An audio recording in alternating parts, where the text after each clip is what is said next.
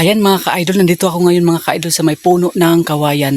Kasi mga ka-idol, ako'y nakakita ng labong. Ito oh. Ayan siya guys oh. At saka ito pa. Ayan mga ka-idol, kunin ko muna itong isa.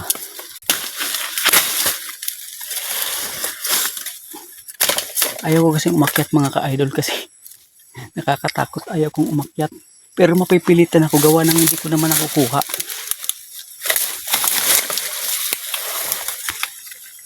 Ayan o. Ito na siya mga kalods. Medyo mataas na mga ka-idol pero okay pa naman to.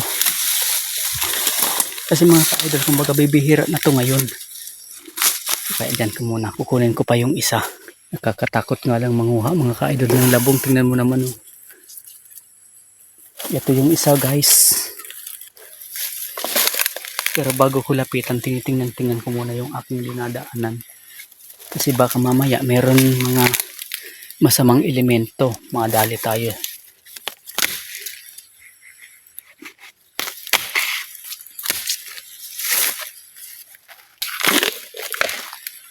Yan guys.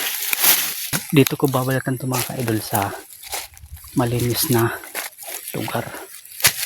Ganito lang pagbalat niyan mga kalods. Yung mga hindi nakakaalam kung paano magbalat itong labong, ganito lang yan. Siyempre guys, umpisa sa taas.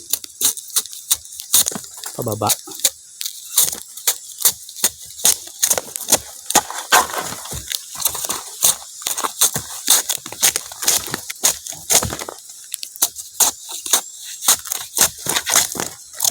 Kung natatandaan ko mga ka-idol, nagulay ako nito siguro mga buwan ng March.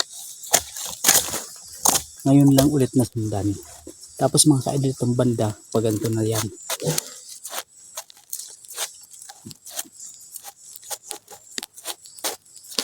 Para mga ka-idol, ang maganda lang tingnan, may hugis.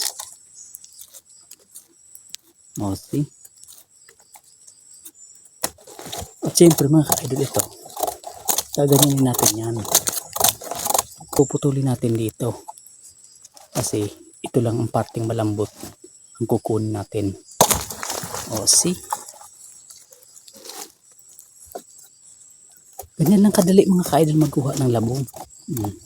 Masarap nga manguha nito mga ka-idol sa sapa kasi dirito na nahuhugasan. Sa mga ka-idol, Makati rin ito. Ganito, Makati yan pag nakalagay sa katawan mo. Ito pa isa.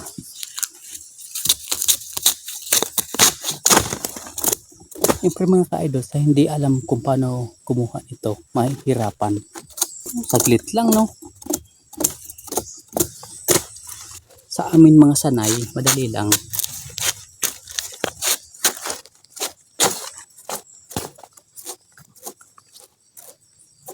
O see?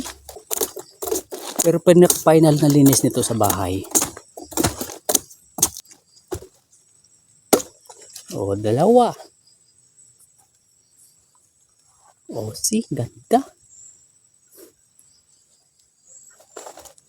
Ayan guys, thank you so much for watching. Naipakita ko lang sa inyo or na-flex itong paggawa ng labong. Thank you so much.